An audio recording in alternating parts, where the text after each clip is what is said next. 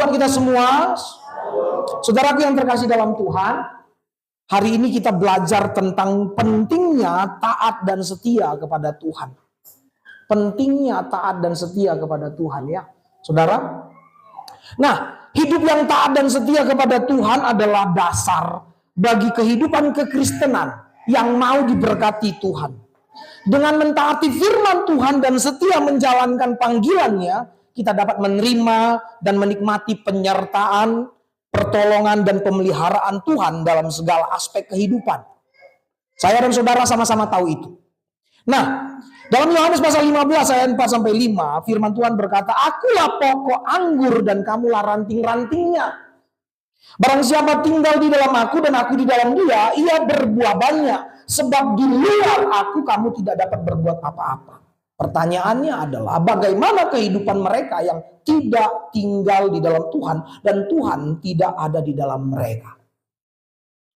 Pertanyaan ini sepertinya bisa kita jawab. Bagaimana kehidupan orang yang tidak di dalam Tuhan dan Tuhan tidak di dalam dia? Tentu dia tidak akan mengalami hidup yang diberkati Tuhan. Itu jawabannya. Nah saudara, apa yang terjadi dalam kehidupan mereka-mereka yang tidak tinggal di dalam Tuhan? Dalam Yohanes pasal 15 ayat 6, firman Tuhan berkata, "Barang siapa tidak tinggal di dalam aku, ia dibuang keluar seperti ranting dan menjadi kering. Kemudian dikumpulkan orang dan dicampakkan ke dalam api lalu dibakar." Jadi orang-orang yang tidak tinggal dalam Tuhan adalah mereka-mereka yang pastinya akan mengalami hal-hal yang buruk, ya. Hidup menderita tanpa arah dan harapan akan keselamatan. Sementara mereka masih hidup di muka bumi ini, mereka menjalani hari-harinya tanpa warna. Masalah dan segudang persoalan hidup menjadi hantu yang harus mengikuti sambil menggerogoti keyakinan diri. Itulah yang akan dialami orang-orang yang tidak tinggal di dalam Tuhan. Hidupnya nggak berwarna, dihantui ketakutan-ketakutan terhadap masa depan. Sehingga akhirnya keyakinan diri makin turun, hilang, gak percaya diri dalam menjalani hidup ini. Nah saudara, ketaatan dan kesetiaan kepada Tuhan itu adalah tanda bagi mereka yang tinggal di dalam Tuhan. Jadi kalau mereka tidak tinggal di dalam Tuhan, tentunya mereka tidak akan taat dan setia terhadap Tuhan. Definisi taat dan setia kepada Tuhan. Nah saudara bisa lihat, taat itu berarti patuh dan tunduk secara sukarela kepada Tuhan serta melakukan semua perintahnya. Itulah taat. Sementara setia adalah teguh hati, konsisten dan tidak berubah-ubah dalam mengikuti Tuhan dan komitmen terhadap Tuhan. Itulah taat. Mari kita belajar tentang ketaatan dan kesetiaan dari jemaat Philadelphia dalam Wahyu pasal 3 ayat 8. Saudara bisa lihat di situ saja, ya. Di sana dikatakan firman Tuhan, "Aku tahu segala pekerjaanmu, lihatlah aku telah membuka pintu bagimu yang tidak dapat ditutup oleh seorang pun. Aku tahu bahwa kekuatanmu tidak seberapa, namun engkau menuruti firmanku dan engkau tidak menyangkal namaku." Nah, saudara, jemaat Philadelphia adalah satu jemaat dari 7 jemaat di Asia Kecil yang kekuatannya tidaklah seberapa alias tidak potensial dan cenderung dipandang sebelah mata. Namun jemaat ini dipuji oleh Tuhan dan tidak ada kritik ataupun teguran yang diucapkan Tuhan untuk jemaat ini seperti kepada jemaat-jemaat yang lain. Hal ini disebabkan karena mereka menggunakan kesempatan dengan baik untuk melakukan tugas pelayanannya selagi masih ada. Jadi tidak menyia-nyiakan kesempatan. Kalau ada kesempatan untuk pelayanan, maka dia gunakan itu dengan sebaik-baiknya.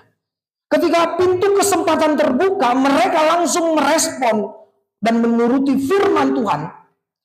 Dan jemaat Philadelphia ini adalah jemaat yang tetap setia meskipun mereka mengalami penderitaan. Tuhan tetap dimuliakan dalam kehidupan mereka. Jadi respon terhadap ajakan untuk memuliakan dan melayani Tuhan. Berapa banyak kita diam dan kemudian tidak respon terhadap ajakan melayani Tuhan. Jangankan ajakan melayani Tuhan, ajakan datang kepada Tuhan saja banyak yang tidak respon. Amin. Dan tentu kita bukanlah orang-orang itu.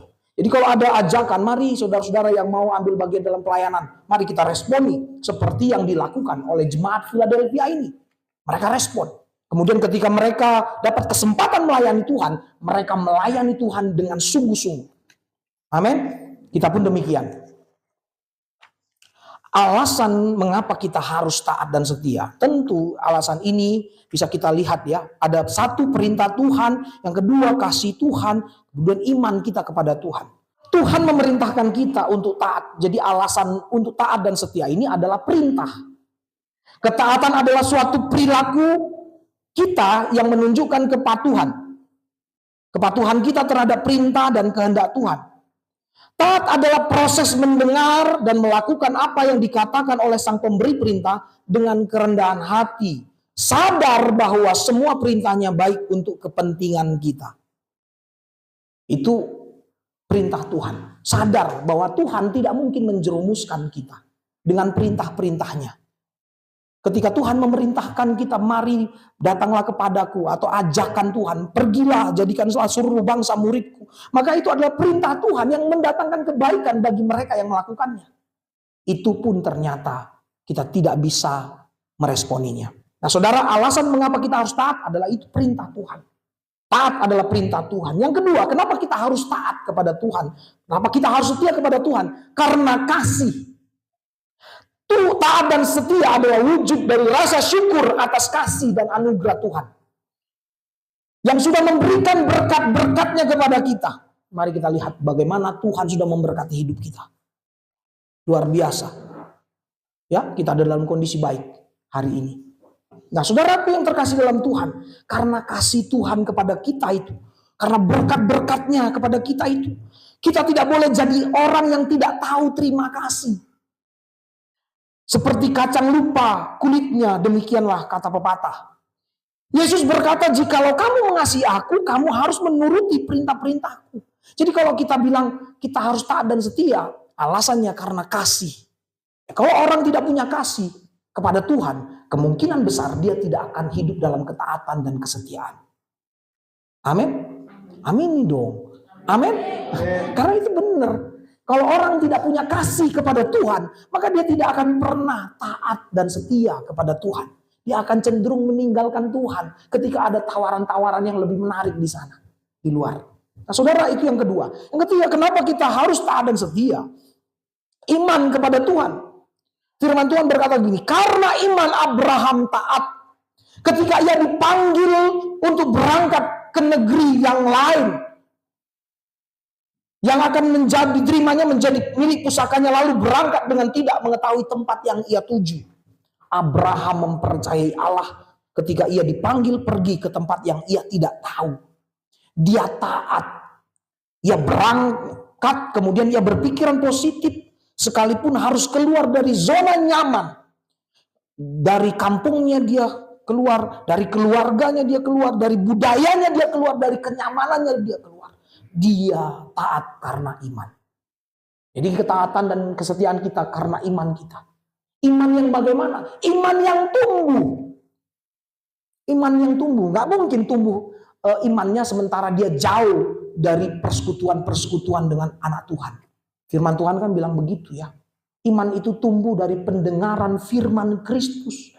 Nah, bagaimana mungkin seseorang itu bisa mendengarkan firman Kristus sementara dia jauh dari komunitas di mana seharusnya firman Tuhan itu dibentangkan? Gak mungkin. Jadi iman itu akan tumbuh ketika kita beribadah dengan setia. Tujuan kita ibadah itu kan supaya iman kita ini tumbuh.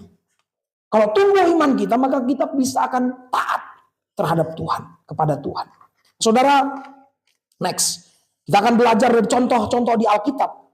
Tokoh di Alkitab yang memiliki ketaatan dan kesetiaan.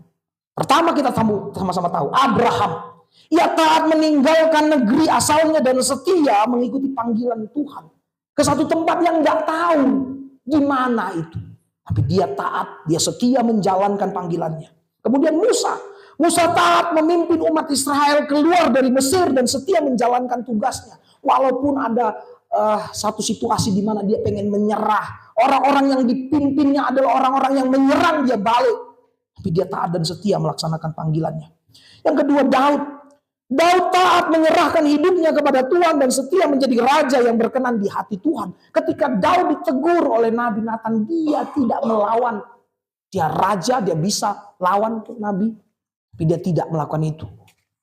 Dia bertobat. Mari kita jawab pertanyaan ini di benak saudara. Sebutkanlah satu tokoh Alkitab yang tidak memiliki ketaatan dan kesetiaan. Dan apa yang terjadi dalam kehidupan mereka. Nah, diberkati Tuhan orang yang taat dan setia. Amin. Nah, saudara berkata-katalah dalam diri saudara. Aku adalah orang itu. Yang kedua, kedamaian hati. Orang yang hidup taat dan setia kepada Tuhan akan memiliki kedamaian hati, ketenangan jiwa, dan dalam batinnya. Tidak atau dipengaruhi oleh masa depan, bagaimana nanti aku ya kalau udah lulus, bagaimana aku ya nanti kalau udah umurku sekian, bagaimana ya aku bisa kerja dan seterusnya dan seterusnya. Kita nggak perlu takut. Ada Tuhan yang sudah menunggu kita di depan sana. Taat dan setia itu nggak perlu kita khawatirkan kalau kita memilikinya. Kita akan menjadi orang yang diberkati Tuhan. Memiliki kedamaian hati, tidak takut terhadap masa depan. Yang ketiga, kehidupan yang berbuah. Kehidupan yang berbuah, orang yang taat dan setia akan menghasilkan buah yang baik dalam kehidupannya, menjadi berkat dia. Diberkati untuk memberkati. Orang yang hidup taat dan setia pasti akan menjadi berkat dimanapun dia berada. Kehadirannya selalu ditunggu, dinanti oleh teman-temannya. Bahkan ada yang bilang, ya nggak ada lu nggak rame. Karena kehadirannya itu diharapkan memberi warna bagi teman-temannya. Ya, kalau di antara teman-teman ini nggak ada Bang David itu kurang, itu kan bisa ditanya sama teman-temannya. Iya kan, betul. Siapa yang Daud, Yaro itu kalau nggak ada Bang David itu kayak seperti anak ayam kehilangan induknya katanya. Kurang, Bang David dicari-cari gitu. Bang David di mana Bang David? Nah ini kan contoh dia udah jadi berkat. Iya. Sepertinya dia tidak lagi menjatuhkan kehadirannya. Betul ya. Saya lihat banyak kalau saudara bisa tanya kehadiran David itu bisa mempengaruhi ekosistem teman-temannya. Kan gitu ya. Luar biasa loh. Dan bagaimana kehidupan kita? Kalau kehidupan kita diharapkan, dinantikan, itu adalah kehidupan yang sudah jadi berkat. Buah dari kehidupan kita. Kalau nggak datang, dicari-cari. Itulah. Nah, taat dan setia. Yang berikut yang terakhir adalah, orang yang taat dan setia kepada Tuhan, itu akan memiliki kehidupan yang kekal. Membawa kita kepada kehidupan yang kekal. Sabaslah hambaku yang setia katanya. Yang sudah setia pada perkara-perkara kecil dan kemudian akan diberikan tanggung jawab pada perkara-perkara besar. Maukah kita memiliki itu? Jadi jangan dilepas ketaatan dan kesetiaan kita kepada Tuhan. Yang terakhir, mencoba menjadi pribadi yang taat dan setia, saudara-saudara. Mustahil akan terwujud apabila kita tidak melakukan bagian kita. Ujuk-ujuk Tuhan akan memberkati usaha dan upaya kita. Namun langkah dan keputusan kita untuk menjadi pribadi yang taat dan setia itu dimulai dari keputusan untuk satu, mulai berdoa. Mulai berdoa. Berdoa yang setia. Pagi berdoa. Malam berdoa, mau makan berdoa, berkegiatan apapun berdoa, berdoa. Ini banyak anak Tuhan nggak lakukan itu. Jangankan doa pagi, doa malam, doa makan pun dia lupa. Ada anak Tuhan seperti itu, maka kita tidak boleh seperti itu.